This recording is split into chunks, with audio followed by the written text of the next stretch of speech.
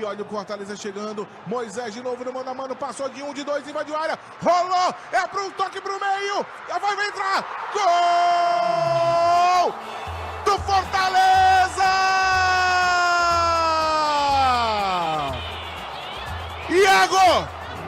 Iago Pikachu, camisa número 22,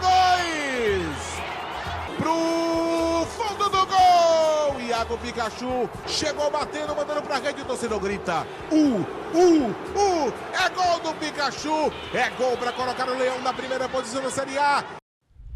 Bom dia, boa tarde e boa noite para você que está acompanhando mais uma edição do Futebol Podcast. Meu nome é Gabriel Franco e estou aqui mais uma semana com vocês para falar do que de melhor e pior aconteceu nos últimos dias do futebol mundial. Falaremos dos jogadores brasileiros espalhados pelo mundo, do futebol europeu, da seleção brasileira e do futebol nacional, com o Brasileirão e a Copa do Brasil. E por falar em mundial, hoje eu estou aqui com a camisa do Palmeiras, camisa do Endrick. Aqui, ó. O 9 do Brasil, que pode ser também, quem sabe, o 9 do Real Madrid um dia. Esse uniforme aqui de 2023, ano da incrível virada do Verdão, né, no Campeonato Brasileiro pra cima do Botafogo, que fez todo aquele primeiro turno espetacular, aquele primeiro turno fantástico, mas que não foi suficiente. Palmeiras, que é o maior campeão do Campeonato Brasileiro, foi fundado em 1914, o grande Palestra Itália, tem 3 Libertadores, 12 brasileiros, 4 Copas do Brasil, 2 Série B e 26 paulistas, e é com essa camisa hoje que vamos conversar de Endrick e de muito mais, que foi o protagonista daquele título, né? Ele chamou a responsabilidade, naquele jogo contra o Botafogo, ele foi o cara, ele chamou, dá a bola em mim, e foi muito importante para a conquista do Verdão. E agora, falando já em Endrick, já que pegamos esse trecho aqui, vamos falar de Real Madrid. Real Madrid que ganhou do Valladolid 6-0, Valladolid ex-time de Ronaldo Fenômeno, time do Pesolano, que treinou o Cruzeiro, lembram do Pesolano? Time dele. Real Madrid fez uma partida ok, conseguiu ganhar de 3-0, mas o placar ele é meio mentiroso, assim, não é por ser hater de Real Madrid, nem nada não, é que o primeiro tempo ele foi realmente abaixo do que se espera do Real.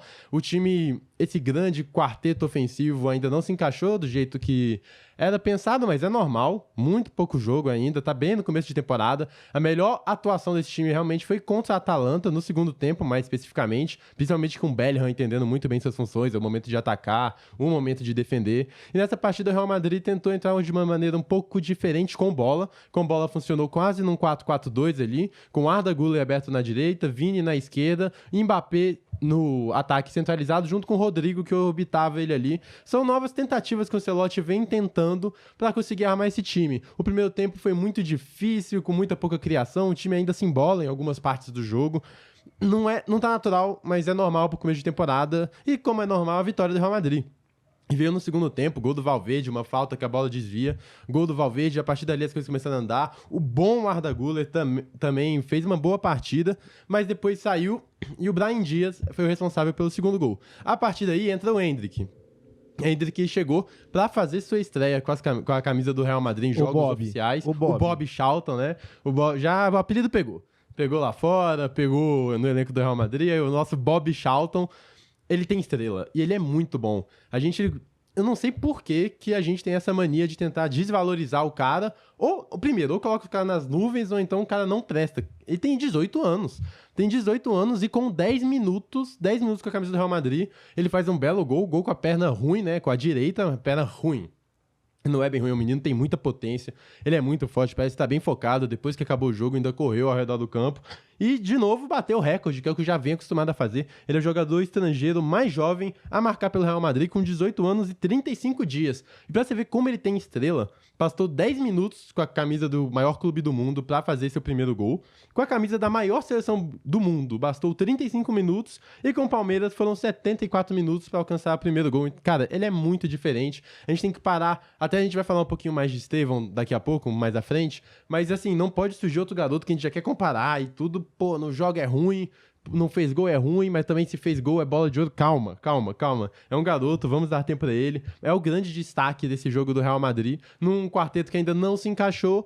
Endrick vem dando seus sinais aí de melhora, que pode servir para minutos finais, mas de novo, sem pressão pra ele não tem que ter a pressão de resolver jogo, ele é um garoto ainda, ele não tem a pressão de ser titular nesse time, longe disso, tem muito tempo, é uma temporada que possivelmente, como até falou o Ancelotti, semelhante ao Arda Güler no ano passado, que ele vai entrando, ganhando seus minutos. Então calma com o menino Endrick, mas mesmo assim parabenizar e ter muita esperança que ele pode ser, assim, uma peça fundamental pro Brasil e pro futuro do futebol brasileiro. Por isso que você comprou essa camisa do Endrick. Por isso comprei essa camisa do Endrick, que eu pensei assim, pô, se esse garoto virar, eu tenho que ter uma camisa dele no Palmeiras. E aí já me dá outra preocupação, né? Porque o Estevão tá fazendo o que tá fazendo e daqui a pouco eu vou ter que ser obrigado a comprar uma do Estevão, porque se virar, tem que ter uma camisa do Estevão. Cara, calma, Estevão, vai com calma. Cara, vai com calma. Essa camisa do Palmeiras aí, ela é bonita. Bonita. Cara, do ano passado, eu acho que foi uma das mais bonitas que tinha no Campeonato Brasileiro. Também gostei da camisa do Palmeiras. Essa estrela aí no meio, assim, a estrela...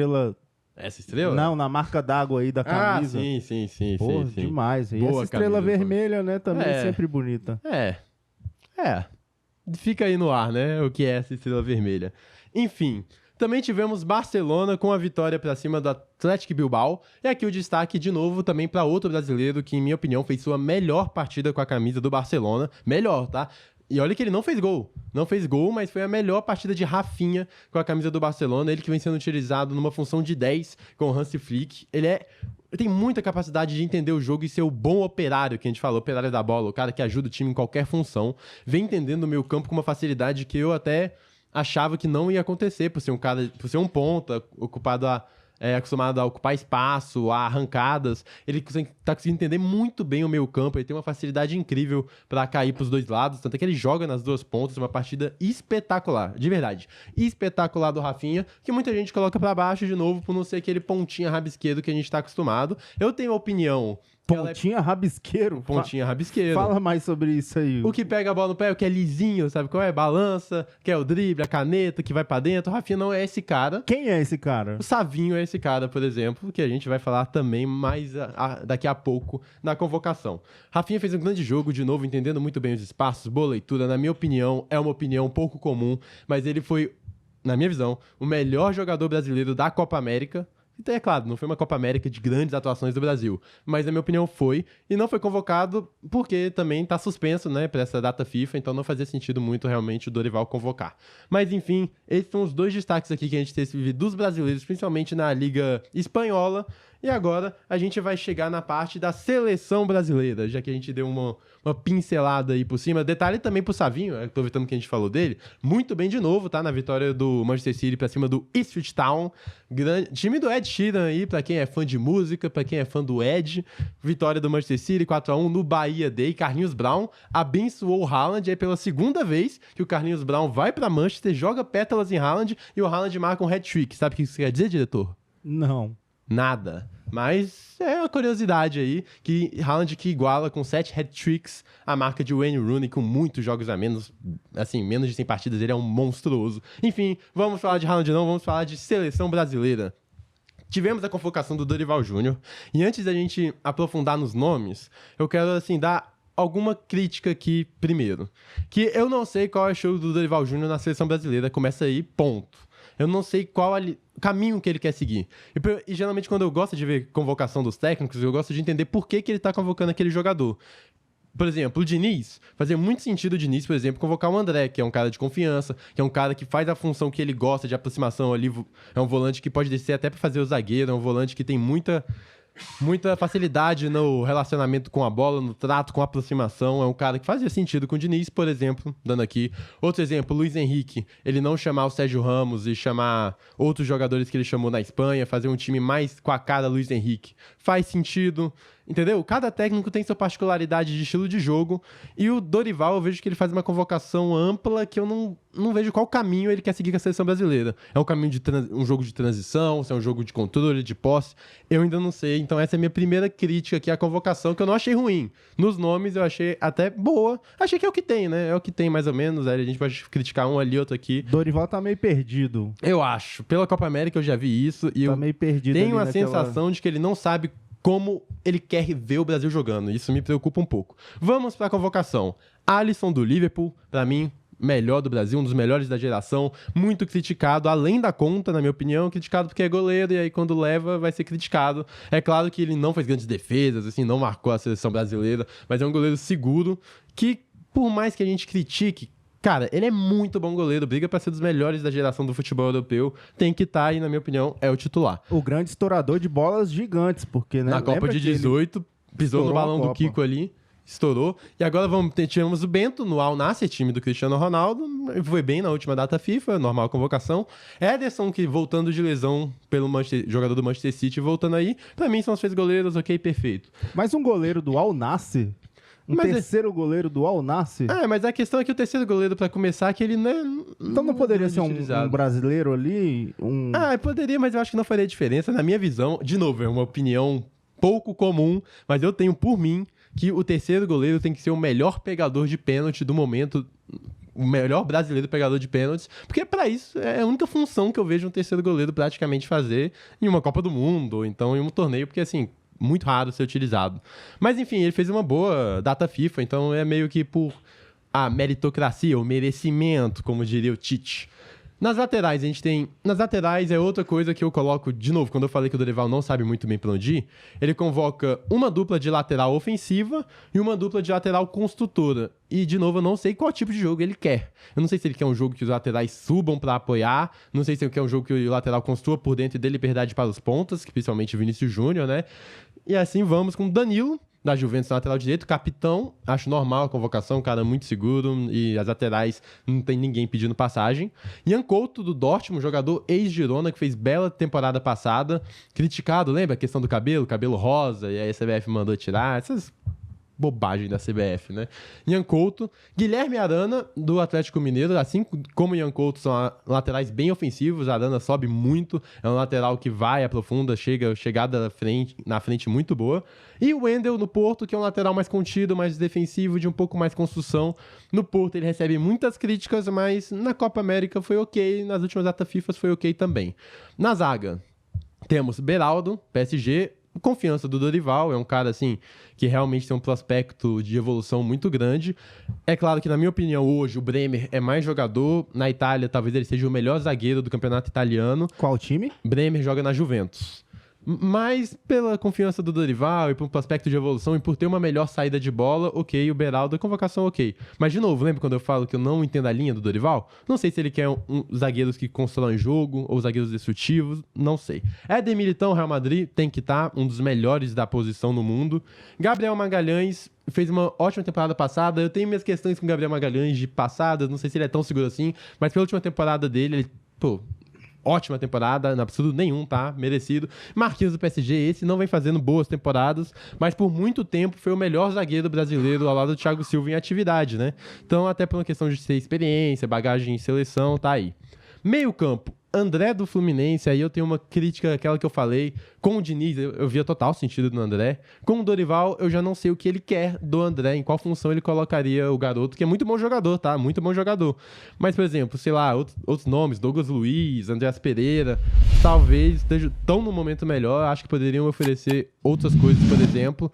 E eu não sei de verdade, queria até que alguém perguntasse pro Dorival Júnior, tipo, o que ele pretende com o André. Não uma crítica ao André, uma crítica mais à leitura e o estilo de jogo que ele pretende. Deixa eu perguntar. Pergunte. Dorival Júnior, o que você espera com essa escalação aí do André? Tem que mandar esse recorte pra ele, vamos ver. Já ele responde, né? Ele tá sempre aqui, Dorival, se quiser comentar aqui, fica à vontade.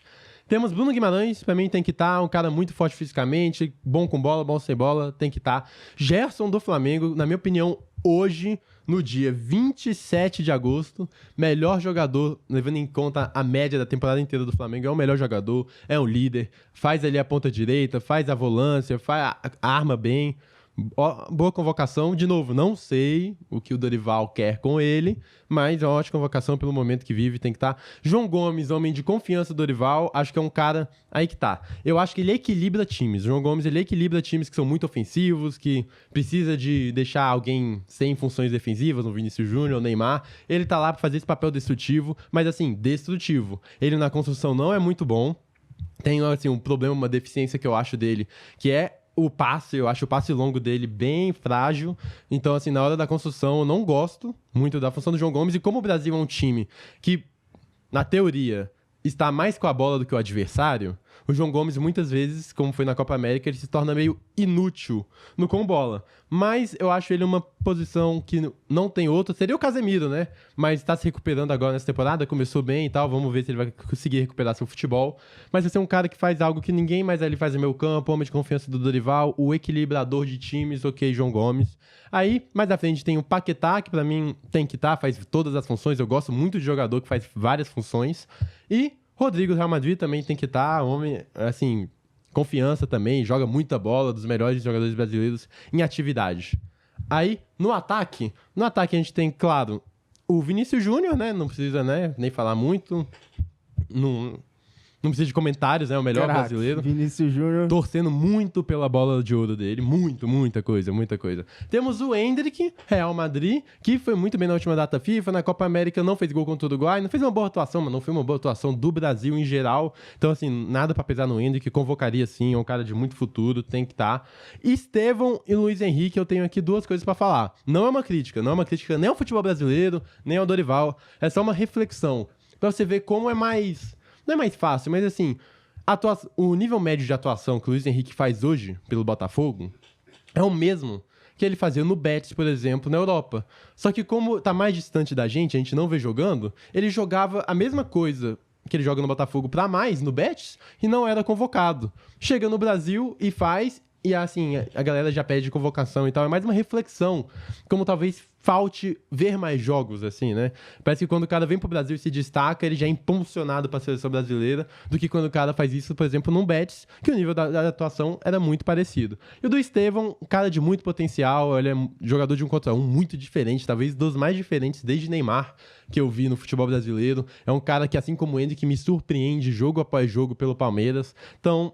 eu acho boa convocação também, até dar uma aproximação com o povo brasileiro, que às vezes se sente distanciado da sua seleção. Minha questão do Luiz Henrique é só essa, eu convocaria, tá? Eu acho normal a convocação do Luiz Henrique, vem jogando muita bola, talvez o melhor brasileiro em atividade aqui no nosso torneio nacional, mas é só essa reflexão aí. Talvez, por exemplo, se o Martinelli voltasse pro Brasil e jogasse o que ele e arrebentasse aqui, talvez ele seria unanimidade na seleção brasileira, como ele não é jogando no Arsenal, por exemplo. Só uma reflexão aqui. Savinho, muito bem pelo Manchester City, foi bem nas últimas convocações, muito bem pelo Girona, pra mim tem que estar também. E essa é a seleção brasileira, convocação, com esses adentos, essas críticas que eu fiz aqui, mas no geral é uma boa seleção. De novo, temos bons nomes sim, não é? Nossa, que geração horrível, não é? Tudo vai depender do jogo de bola, como falava o nosso Pofechô Luxemburgo, né? E aí, vamos ver o que o Dorival pensa, que é a minha maior questão de toda essa convocação é o que ele pensa de futebol, qual linha ele quer seguir. Ele tá esperando o Neymar, não tá não? Tá esperando o Neymar, lógico que tá, mas assim, o Neymar machucado, de novo, a gente não pode depender do Neymar, porque a gente não sabe se em véspera de Copa do Mundo pode chegar outra lesão, um cara que perde muito jogo por lesão, então depender do Neymar, não pela qualidade técnica, mas pela disponibilidade dele, é difícil. E com isso falamos de seleção brasileira, vamos falar aqui do futebol brasileiro, campeonato brasileiro.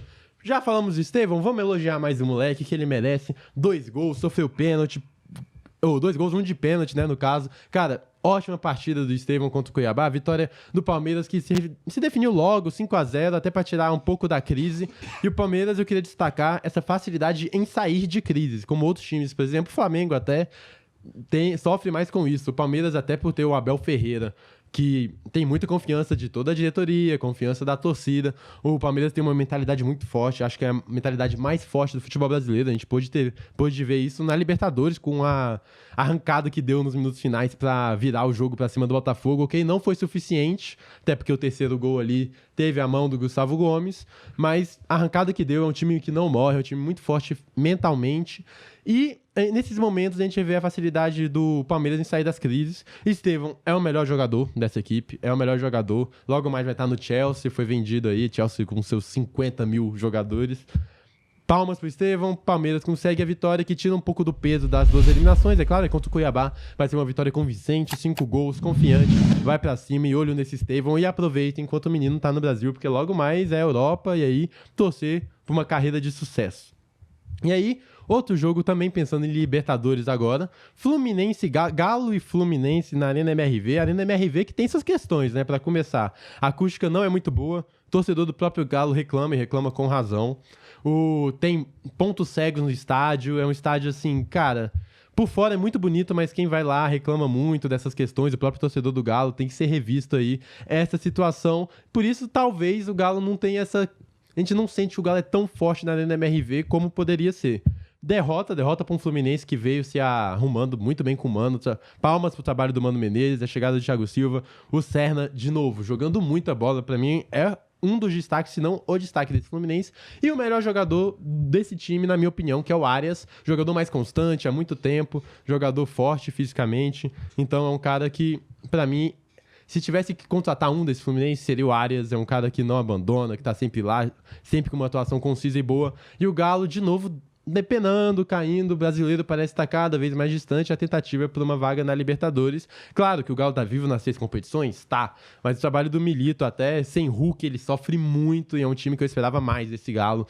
Esperava mais do Paulinho, do Scarpa, eu esperava mais de todo o contexto do Galo pra essa temporada, que junto com o Fluminense, é porque o Fluminense tá se recuperando, tá? Mas também Galo e Fluminense são os times de maior decepção nessa temporada de futebol brasileiro, eu esperava mais os dois, mas assim... Mesmo com a situação, um dos dois vai estar nas quartas de final, ou na semifinal da Libertadores, e aí é 3 passos pro paraíso, quem sabe um título, né? Acho difícil pela atuação dos dois times, mas pode acontecer, é mata-mata e mata-mata, tudo pode acontecer. E agora, vamos pro melhor jogo da rodada, inclusive um 0x0, né? Um 0x0 ser melhor jogo da rodada, ele surpreende, porque não é comum, geralmente a gente tá... Pô, a gente vê futebol pra ver gols, mas tem um 0x0 com muitas chances, e como eu digo... Toda semana, rodada após rodada, o futebol do Botafogo é, além de ser o melhor do Brasil, na minha opinião, ele é o mais divertido. E a gente pode ver isso até quando um jogo 0x0 é um jogo divertidíssimo. Botafogo teve grandes chances de matar esse jogo, começou muito bem, começou forte na partida. O segundo tempo, teve ali, botou bola na trave, teve chances, obrigou o goleiro do Bahia a fazer grandes defesas, mas demorou para fazer o gol, não conseguiu fazer. E aí vem, talvez, a maior crítica, esse Botafogo, que é fisicamente, no segundo tempo, o time cai muito de rendimento com o passar do tempo. O time do Botafogo parece ter... Faz por merecer o gol. Só que quando o gol não vem, sofre muito nos finais da partida. O Palmeiras é um exemplo, né? De novo citando esse jogo da Libertadores. E agora, de novo, o Bahia teve pelo menos 3 chances claríssimas de fazer o gol. E o goleiro John, que dessa vez não ficou parado, fez as 3 defesas, muito bem o goleiro John. Eu ainda sinto uma insegurança nele, às vezes, na questão de segurar a bola, encaixar a bola, calmar a partida, mas é um cara que faz milagre após milagre, é muito bom goleiro o John, tá? É um cara importantíssimo para essa sequência do Botafogo, que impressionantemente, o trabalho físico do Botafogo tem que ser... Mesmo falando dessa crítica, né, aos finais do jogo, o Botafogo é um dos times que disputou quase tudo, né, caiu na Copa do Brasil por esse Bahia, que é um muito bom Bahia, mas é um time que não tem grandes lesões, assim, teve a do Tiquinho, e aí quando teve a maior lesão que parecia ser a do Tiquinho Soares, traz o Igor Jesus, que toma conta da posição, e hoje, na minha opinião, é titular absoluto. E... Também falando de novo do trabalho do Bahia, impressionante o trabalho do Rogério Ceni, é um time que também dá gosto de ver, muita aproximação. É um time com passes rápidos e é um time que também não sofre com tantas lesões. Tem aqueles 11 ali, é um 11 titular, mais ou menos, muito bem estagnado. Não é um time que sofre muito com trocas de jogadores, mudanças, e joga muito bem, sabe ter o controle do jogo. Na minha opinião, foi pelo menos 3 chances claras para cada time nessa partida. Poderia ser um 3x3, mas foi um 0x0, mas foi o melhor jogo da rodada desse campeonato brasileiro. E aí falamos do líder, né? O Lion é líder. Será que teremos um Leicester? Né, na campanha aqui que foi campeão da Premier League, temos um Leicester brasileiro. Ia ser muito legal Fortaleza campeão, hein? Com um jogo a menos, líder com um jogo a menos, hein? Líder com um jogo a menos. E é um time, assim, já é a 4ª temporada do Vojvoda com o time do Fortaleza. O Vojvoda, ele já tem aquela segurança em fazer trocas quando sente, porque ele já é dono do vestiário, ele é dono ali do futebol do Fortaleza. Isso é bem legal, é um trabalho feito. Não teve um pai rico, não teve um bilionário que investiu dinheiro no Fortaleza, não teve uma receita de TV altíssima, mas foi um time que foi se reformulando desde Rogério Ceni, comissão técnica, arrumando CT. E não é, por exemplo, diferente do Leicester, o Leicester na temporada que ele foi campeão da Premier League, ele acabou em 16º na temporada anterior, e aí depois ele veio a ser campeão da Premier League. O Fortaleza não, é um time que bate ali Libertadores, é um time que bate G8, fez melhor campanha aí de um time nordestino no Brasileiro de pontos corridos. Então, cara, o trabalho, ele não é novidade. A novidade tá na liderança e, quem sabe, aí numa possibilidade de título brasileiro. E aí, é engraçado, porque o trunfo do Fortaleza poderia ser também um defeito dele próprio. Por exemplo, a gente reclama muito que a gente fala, o Fortaleza ele não tem um elenco recheado de craques, então talvez sofra com uma lesão. Sim, por um lado é verdade, mas o time do Fortaleza é tão bem montado, é tão homogêneo, que a diferença do jogador titular, né, pro jogador reserva não é muito grande. Então mesmo que o time sofra uma lesão, quem entra tá mais ou menos no mesmo nível. Isso se dá pelo trabalho, porque o time do Fortaleza não é estrelado, mas o conjunto da obra, o time, jogo de futebol, time do Fortaleza é muito bem treinado e sabe jogar. E é um time que, sim, vai enfrentar o Botafogo, tá? Próxima rodada, enfrenta o Botafogo e ele por não ter essa diferença grande de elenco do time titular pro reserva, é um bem montado demais. E detalhe, vai ter uma semana de descanso, assim como o Botafogo, porque não vai jogar a Copa do Brasil, o Fogão. Então vai ser um grande jogo e o Fortaleza não tem problema nenhum em ficar sem bola. E o Botafogo também não tem problema nenhum em ter a bola. Então a esperança é que seja o melhor jogo da rodada, de novo um jogo do Fogão. E agora vamos falar de Flamengo, que venceu um Flamengo desfalcado, venceu um também desfalcado Bragantino. No Bragantino, por exemplo, jogadores como Elinho não jogaram. E no Flamengo, várias lesões. Tem o Vinha, tem o Gabigol, o Pedro, Arrascaeta, o próprio Cebolinha, que não joga mais essa temporada. Então, foi uma vitória importante pro Flamengo. O Flamengo que não fez uma grande atuação. Sempre sofre com o Bragantino e sofreu nos minutos iniciais. Teve bola na trave, teve pressão do Braga. E o Michael, nova contratação, entrou bem para a reposição do Cebolinha. Precisava dessa contratação, tá? Porque o Cebolinha vai ficar muito tempo fora, e aí vai voltar, e aí vai se readaptar. Então precisava de um Michael. E é um Michael que me surpreendeu. Porque, por mais que eu goste dele, eu sempre achei um jogador pouco consciente com a bola e sem bola. Sabe? O pontinho acelerado que não sabe muito bem o que faz. Parece ter voltado, como ele próprio disse, mais experiente e mais inteligente, com a bola e sem bola nos pés. É um jogador que agora pensa mais o jogo. Isso me surpreendeu pra mim. Foi o grande ponto positivo dessa partida do Flamengo. Assim como o craque do jogo, Luiz Araújo, que vem sendo uma peça importantíssima. Eu não sei o que seria da temporada do Flamengo sem esse cara que ajuda muito na recomposição que ele fez lá na altitude da Bolívia. Foi inacreditável, correndo até o final, se esforçando, rasgando, tirando bola na altitude.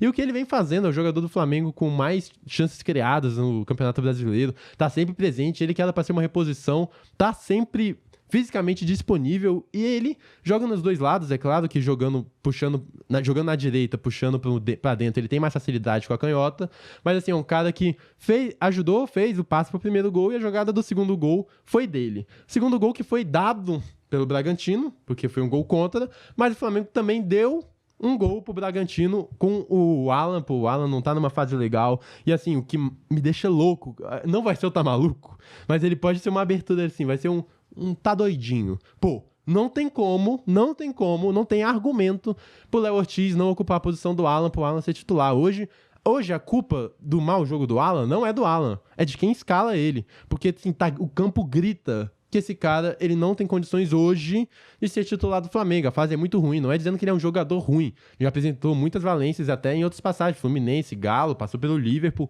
mas hoje ele não é confiável sem bola, não é confiável com bola, erra tudo que tenta e quando a fase é ruim, ela é ruim mesmo, ele dá uma assistência, a bola no escanteio, o Flamengo já tem problema com a bola aérea, cruzamento na área, ele tenta afastar e acaba colocando no pé do jogador do Bragantino, do zagueiro que marca o gol. Então assim, não dá mais, não tem sustentação pro Alan continuar nesse elenco. E aí, a gente tá falando muito de desfalques do Flamengo, que veio forte no mercado, contratou o Alexandre, pra mim, contratação certeira, acertadíssima, jogador inteligente, coisa que o Ayrton Lucas, ele é muito precipitado com a bola, parece que ele às vezes tem muito problema de leitura de jogo, é um cara que sofre muito com cruzamento no segundo pau nas costas dele, hoje o que mais acontece até no futebol mundial, futebol europeu, é muitas vezes utilizar 4 zagueiros ali, zagueiros fazendo as laterais, exatamente como o Guardiola fez muitas vezes, exatamente porque essa bola no segundo pau é onde sai muito gol nas costas do lateral, e o Ayrton Lucas tem essa fragilidade gigante. O Alexandre é um cara mais conciso, é um cara mais seguro na defesa, que já trabalhou com o Tite em seleção brasileira, que tem uma grande qualidade ali na construção de jogada, algo que o Tite gosta muito e pode liberar a ponta esquerda aí para Michael, Cebolinha lá no futuro. E aí, acho a contratação acertadíssima. Os Carlos Alcaraz também, jogador do Southampton, parece que vai chegar. Muito bom jogador, volante, faz o box-to-box que o Tite tanto gosta, que é, né, se ajudar na defesa e pisar na área ofensiva. Também é um cara que consegue armar o jogo, joga um pouquinho mais avançado pela esquerda ali. Grande contratação. E aí o Peralta, que pode ser reposição também para a ponta direita, que o Flamengo tanto precisa, veio forte nesse mercado de transferências. E aí Marcos Braz, viajando o Brasil. Tenho críticas ao Marcos Braz, muitas críticas, mas nessas 3 contratações, a do Peralta é a que eu tenho menos certeza, tá? Mas foram boas contratações do Flamengo. E agora falaremos na Copa do Brasil. Saiu o sorteio, já tá as chaves definidas. Temos aí as quartas de final da Copa do Brasil. Vamos ter Vasco e Atlético Paranaense. Os dois que fizeram o jogo hoje não. Na segunda, no dia anterior à data de gravação aqui que estamos fazendo esse programa. Vitória do Vasco, o Verratti de cabeça é um monstro. E vai ter volta, tá? Vai ter volta, vão ter 2 voltas, uma em São Januário, outra lá no Sul. Vasco e Atlético Paranaense aqui vai ser um jogo pegadíssimo, cara. Na minha opinião, é o jogo mais equilibrado, talvez. Eu acho que talvez seja o mais equilibrado dessa Copa do Brasil. Já é pra falar quem passa, diretor? Vamos fazer essa brincadeira aí. Faz essa brincadeira? Olha, eu vou ser ousado. Então vamos fazer assim o resultado do primeiro jogo? Não, vamos quem passa. Quem passa, então vamos tá. Quem passa. Vou ser ousado aqui, tá? Vou ser ousado. Eu vou com o Gigante da Colina. Acho que tá com bom mental aí. Não tá apertado na briga contra o rebaixamento, não tá pelo pescoço, então talvez possa se dedicar mais à Copa do Brasil, visto que também não tem grande chance de Libertadores. Assim, pode até brigar por Libertadores, mas pelo Campeonato Brasileiro eu acho difícil, e o título brasileiro nem se fala pra mim, não tem chance nenhuma. Mas na Copa do Brasil, o time pode vir forte, pode se dedicar bem. Teremos outro jogo, vai ser São Paulo e Galo. Acho um jogo fortíssimo, 2 grandes elencos, mas aqui eu vou pela consistência de Zubeldia e pela capacidade do São Paulo de crescer em momentos que o time precisa apresentar um grande futebol. Momentos decisivos, o São Paulo cresce, tem uma atmosfera muito forte no Morumbi. Acho que dá São Paulo. Teremos Bahia e Flamengo, reencontro. O Rogério Ceni sofre muito com o Flamengo, tá? Não ganhou nenhuma vez do Rubro Negro. É um retrospecto com muita vantagem pro Flamengo, mas o Bahia é um time muito bem treinado. No Campeonato Brasileiro o Flamengo virou assim, no último lance, sendo que o Bahia jogou em muitos momentos melhor que o Flamengo. E o primeiro jogo lá em Bahia, né? E o Flamengo volta no Rio de Janeiro. Vai dar Flamengo, por mais que eu critique muito o Flamengo, que eu sei que vai fazer, tá? Já tô adiantando, sou contra, mas eu acho que vai fazer. É poupar a gente no Campeonato Brasileiro pra jogar com força máxima na Copa do Brasil. E quando eu digo poupar a gente, não é poupar 1 ou 2, não. O Flamengo há 5 anos poupa 9, poupa 10 pra jogar a Copa do Brasil. Isso me dá louco, me dá nos nervos. Acho que dá Flamengo. E aí, Juventude e Corinthians, eu vou mais ou menos no entendimento que eu falei do Vasco e Atlético Paranaense, que o Vasco pode se dedicar à Copa do Brasil, porque não tá apertado ali pro rebaixamento. O Corinthians, assim, vive uma crise, pedido de impeachment do presidente, as contas não batem, mesmo assim buscando contratações. Dá aqui só um destaque pro Garro, que o que joga o Garro é brincadeira, que vem servindo os atacantes do Corinthians, que não estão conseguindo converter em gol. Jogo contra o Fortaleza, né? Até falando um pouco das partidas do Fortaleza, esqueci de falar do lado do Corinthians, falar o lado do Corinthians da partida. Teve grandes chances de fazer gol, teve pelo menos 3 grandes chances ali, com Ainda Pedro bem que Raul. você não falou que era até melhor apagar essa, né? Cara, o Corinthians sofre muito. E esse jogo não foi ruim do Corinthians. A atuação do time do Ramon não foi ruim. Foi uma boa atuação. Teve chance de fazer gol. Isso jogando fora de casa contra o Fortaleza, que tá invicto no Castelão. No Arena Fonte Nova, era uma grande oportunidade, assim, de dar a volta por cima. Mas Pedro Raul e Yuri Alberto não estão fazendo gol. O Yuri Alberto nem acho ele esse bagre que todo mundo fala, pô, o pior centroavante do Brasil. Não acho. Acho que ele tem grandes qualidades. É um cara novo, muito novo ainda, com muitos gols na carreira, se for levar em conta a idade, que o mercado europeu já tá olhando pra ele. Não acho ele tão ruim, mas é claro que o momento é bem abaixo.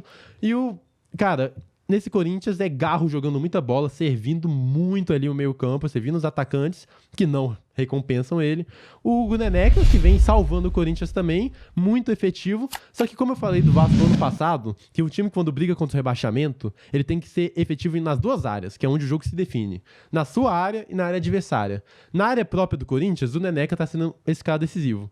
Na área ofensiva, tá sem um centroavante, sem um goleador, até contratou um jogador, mas vamos ver se vai dar certo. O jogo foi Castelão, viu? Castelão? Fortaleza. Fortaleza, Castelão, perfeito. Mas o Corinthians agora tá engasgado pra ver se avança, pra ver se sai dessa zona de rebaixamento, e por esse motivo, acredito que possa se poupar na Copa do Brasil. acredito até que tenha, tá? Não tem que entrar com um time força máxima, louco na Copa do Brasil, porque tem que priorizar o Campeonato Brasileiro, a prioridade é não cair. E por isso... Não, antes disso, vamos fazer o palpitômetro da 25ª rodada do Campeonato Brasileiro. Agora deixa eu acabar a Copa do Brasil. Ah, desculpa. E por isso, acredito que Jaconi, a força do Jaconi, vai dar pro Juventude. Juventude vai avançar na Copa do Brasil. É claro que o segundo jogo é em São Paulo, porque se o segundo jogo fosse no Jaconi, eu já dava aqui pro Juventude. Juventude no Jaconi é pior que Real Madrid. É o poder da Jaconi. Enfim, são esses que, na minha opinião, passam. Vasco, São Paulo, Flamengo e Juventude na Copa do Brasil. Agora vamos pro palpitômetro da próxima rodada do Campeonato Brasileiro. Diga, diretor. 25ª rodada do Campeonato Brasileiro, que vai ser no sábado e no domingo. Enfim, dia 31 e 1º de setembro. Diga. Cuiabá e Criciúma. Cuiabá e Criciúma vai dar... Criciúma vai ganhar. Botafogo e Fortaleza. Cara, esse é jogão. Jogão. Sai daí o campeão? Sai. Eu acho que sai e eu acho que vai ser fogão, tá? Meu palpite de momento. E essa partida, empate. Grêmio e Clube Atlético Mineiro. Vai dar empate também. Cruzeiro e Atlético Goianiense. Cruzeiro, cabuloso. Corinthians e Flamengo. Flamengo. Vitória e Vasco da Gama. É no Barradas, né? É no Barradas, empate. Fluminense e São Paulo. Outro empate. Red Bull Bragantino e Bahia. Bahia. Triunfo da Bahia. Do Bahia. Clube Atlético Paranaense e Palmeiras. Palmeiras. Vai dar verde. Vai dar verde. E o clássico do Rio Grande do Sul, Juventude e Internacional. No Jaconi? Jaconi. Tem o horário desse jogo, diretor? Tem 18h30. De que dia? Domingo. Vixe, é vitória do Jaconi. Juventude. Vamos ver se a maldição do Jaconi aí vai entrar em Se ação. tiver na névoa, esquece. Inter que conseguiu ganhar, né? O último jogo, falando um pouquinho aí. Ganhou do Cruzeiro e tem muitos jogos a menos. Inclusive, se vai por um motivo, ganhou 6 jogos atrasados, arranca na tabela, né? Mas vai ser difícil aí pro Internacional. E é isso, esse foi o que aconteceu aqui no nosso futebol nacional. E agora, aquele momento, o momento que você fica louco, momento que você não entende, você vê um senhor com uma lista falando nomes aleatórios de pessoas que jogam em países diversos e você se estressa com isso no seu dia a dia enquanto você tem que entregar seu trabalho daqui a 30 minutos e almoçar em menos de 5. E aí você começa a ficar louco porque não convocou o cara que você queria e o cara que você não queria entra, faz uma boa partida, mas você não gosta dele, você pede o outro cara que você entra de novo, não é convocado, não faz a boa partida e assim você começa a ficar louco, começa a ficar maluco, o Brasil não ganha e você explode de loucura e assim com essa loucura, com essa raiva a gente vem pro momento Tá Maluco, que vamos separar em dois Tá Malucos. Primeiro Tá Maluco vai pra Abel Ferreira, que assim, já faz coletivas horríveis, na minha opinião, ou vai reclamar de arbitragem, ou é reclamar de gramado, por mais que não tenhamos uma boa arbitragem nem um bom gramado, ou é não explicando o que se lhe pergunta. Não tem problema nenhum ele não falar, tá? É só ele falar, não quero falar sobre isso. Mas a repórter fez a pergunta pra ele, era uma pergunta totalmente pertinente, de quanto tempo o Mike ia ficar fora.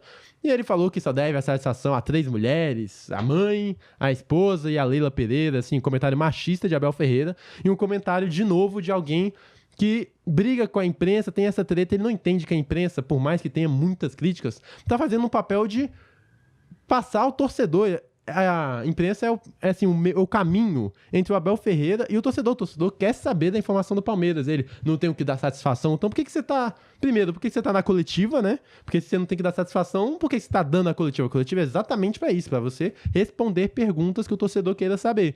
E, de novo, comentário machista, assim, total do Abel Ferreira. Até a forma que o Palmeiras se pronunciou, não gostei tanto. Foi num collab no Instagram com o Abel. E até, pô... Na Série A e B, a Leila Pereira é a única presidente de clube mulher, então falar isso na instituição Palmeiras achei que ficou bem feio, a retratação dele não gostei tanto, assim, tá maluco, vai pra Abel Ferreira, e o outro vai pro pro pugilista Cruz Maltino, segurança do Vasco, que é segurança, mas não tem nada que querer dar direto e jab no jogador do Atlético Paranaense. Ok, teve a briga, o Verratti, se eu não me engano, tava segurando bola e chegou o jogador do Atlético Paranaense forte, mas aí teve essa confusão e depois o time do Atlético Paranaense estava indo embora, voltou pra reclamar e o segurança tava louco, perdeu a noção, perdeu a compostura, já tinha tentado brigar uma vez ali no lance do Verratti, depois acabou o jogo, ele tenta brigar de novo, e assim, por mais que a gente fale, né, pode parecer legal no lúdico, aqui em São Januário a gente briga mesmo e não sei o que, e toda essa marra de, nossa, olha como eu brigo, olha como eu sou, né, não sei o que, leva uma carga para os próximos jogos até, vamos ver como é que o time do Vasco vai ser recebido no mando da Atlético Paranaense, né, no tapetinho na Arena da Baixada,